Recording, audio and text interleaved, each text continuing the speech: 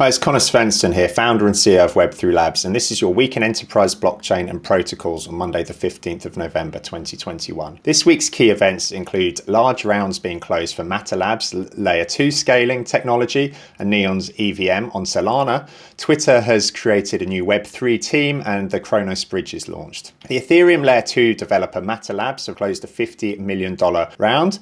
What they have is a Layer 2 technology called ZK Sync, and this was their Series B round, which was backed by people including Andreessen Horowitz, Consensus, Crypto.com, Alchemy, and a number of others. And so what they plan to do is to expand the team and help fund more business growth.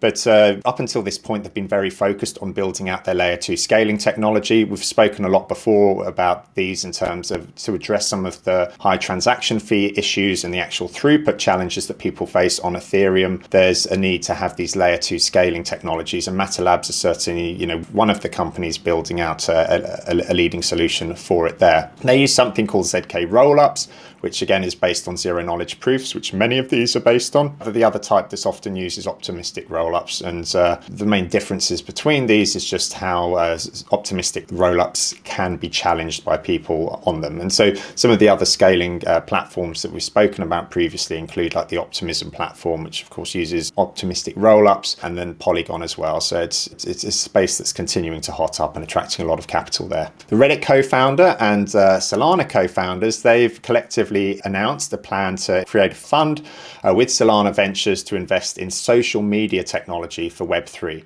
And so this was an announcement that was made at the recent Solana Breakpoint conference that happened in Lisbon. But the intent is that they can create services here that mean people don't need to use Twitter, Facebook, Instagram, these sorts of services, and they can have more control over their data, and it's using a blockchain there.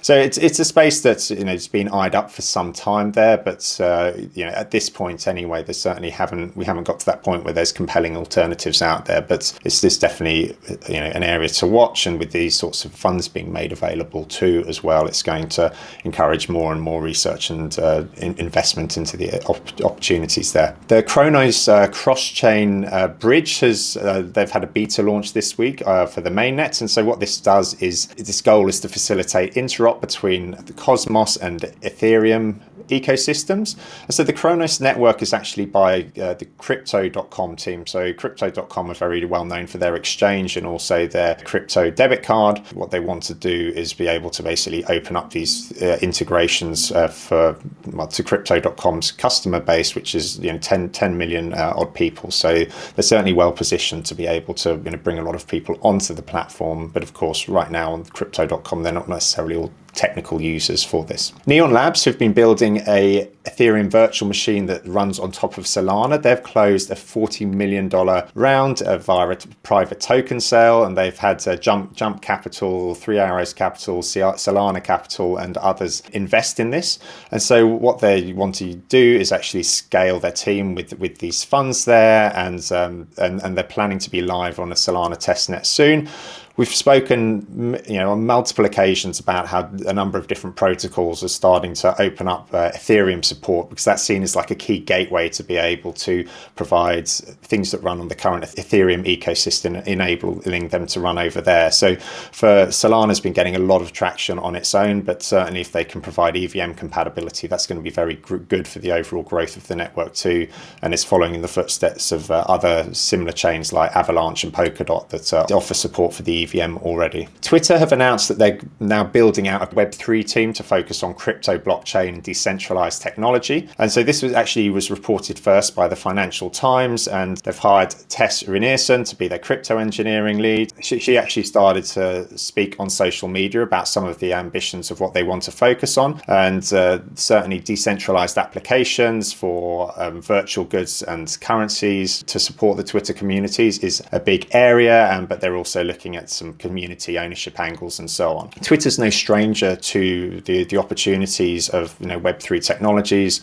We spoke previously about how they support tipping via Bitcoin, and Jack Dorsey as well, who's a co-founder of Square, who are very active in the crypto space too. They're just continuing to build momentum here and see opportunities. So Twitter's definitely really looking at the technology very seriously to see if there's good disruption opportunities, and the hiring of this team definitely reinforces that narrative further. later. The Chia Network, which was actually created by the BitTorrent founder, for those of you who remember BitTorrent, they've announced that they're going to be providing certain technical services to Costa Rica's national climate change metric system. What they're going to do is they're actually going to be working with the government there to develop an open source platform to improve inventory of its climate related assets.